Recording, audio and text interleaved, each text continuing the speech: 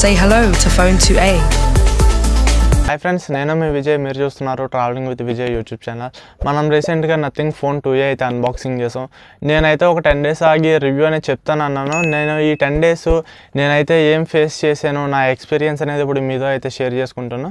So మనం ముందుగా అయితే వీడియోలోకి అయితే వెళ్ళిపోదాం. నథింగ్ ఫోన్ 2A డిజైన్ విషయం వచ్చేసరికి చాలా అంటే చాలా బాగుంది. నాకైతే చాలా అంటే చాలా బాగా నచ్చింది. ఎందుకంటున్నానంటే మనం జనరల్గా నార్మల్ ఫోన్స్లో పట్టుకుంటే కట్ట అది ఒక వైబ్ని అయితే ఇస్తుంది. ఇది మాత్రం ఒక మీకు కొత్త ఎక్స్పీరియన్స్ అయితే ఇస్తుంది. నేనైతే అది కన్ఫర్మ్గా అయితే చెప్తాను. ఇది వచ్చేసి వెయిట్లెస్ మొబైల్ 190 grams ఎంతో ఉంటుంది ఇదైతే వెయిట్ అయితే. అలాగే మనకి ఈ బాడీ విషయం వచ్చేసరికి ఇదైతే గ్లాస్ అయితే కాదు, ఇందులో ఇది ఒక మైనస్ అయితే ఉంది. ఇది వచ్చేసి ప్లాస్టిక్ బాడీతో అయితే తీసుకొస్తున్నారు దీన్ని అయితే. మనకి డిస్ప్లే విషయం వచ్చేసరికి AMOLED డిస్ప్లే అయితే వస్తుంది. 120Hz AMOLED డిస్ప్లే అయితే తీసుకొస్తున్నారు దీన్ని అయితే. నాకైతే చాలా బాగా నచ్చింది. డిస్ప్లే కూడా బాగానే ఉంది. అలాగే మన కెమెరా విషయం వచ్చేసరికి మనకి ఇది వచ్చేసి 2 eyes లాగా అయితే ఇచ్చారు. మనం నథింగ్ ఫోన్ 1 or 2తో కంపేర్ చేసుకుంటే మాత్రం నాకైతే కెమెరా అనేది డిజైన్ అనేది చాలా అంటే చాలా బాగా నచ్చింది. మనకి ఇది వచ్చేసి 50+50, మెయిన్ కెమెరా వచ్చేసి 50, అల్ట్రా వైడ్ యాంగిల్ కెమెరా మాత్రం 50. అలాగే మనకు ఫ్రంట్ చూసుకుంటే 32 MP సెల్ఫీస్ మాత్రం సూపర్గా వస్తుంది అని చెప్పుకోవచ్చు. ఇప్పుడు మనం వీడియో షూట్ చేస్తుంది కూడా నథింగ్ ఫోన్ 2Aతోనైతే షూట్ చేస్తున్నాము. మీరైతే చూసుకోవచ్చు క్వాలిటీ అనేది ఎలాగుంది ఏంటి అనేది. ఈ కెమెరా విషయంలోనే నాకైతే ఒకటైతే నచ్చలేదు. అది ఏంటంటే మనకి ఫొటోస్ నేనైతే తీసాను, పోర్ట్రేట్ షాట్స్ వచ్చేటప్పటికి కొంచెం క్రాప్ దగ్గర అయితే కొంచెం ఇదవుతుంది. అది సరి చేస్తారని చెప్పి అనుకుంటున్నాను. అలాగే ఫొటోస్ విషయం వచ్చేసరికి ఫొటోస్ అనేవి ఓవర్ బ్రైట్ అయిపోతున్నాయి. అలాగే స్మూత్నెస్ అనేది వచ్చేస్తుంది. సో అది కవర్ చేస్తారని చెప్పి అనుకుంటున్నాను. మనకి బ్యాక్ కెమెరా విషయం వచ్చేసరికి వీడియో క్వాలిటీలో అయితే 1080p 60 ఫ్రేమ్స్తో అయితే ఉంది. 4K క్వాలిటీ కూడా ఉంది, అది 30 ఫ్రేమ్స్తో అయితే వస్తుంది. అలాగే మనకి ఫ్రంట్ కెమెరా వచ్చేసరికి 30 ఫ్రేమ్స్ 1080pతో అయితే ఉంది. ఇప్పుడు మీకైతే లైవ్లో అయితే చూపిస్తాను. కెమెరా విషయం వచ్చేసరికి ఇదిగోండి, నేను సపోజ్ ఇలా ఒక ఫోటో తీస్తున్నాను. ఇది ఎంత టైం పడుతుంది ఏంటనే చూడండి మీరే. టైం అయితే తీసుకుంటుంది.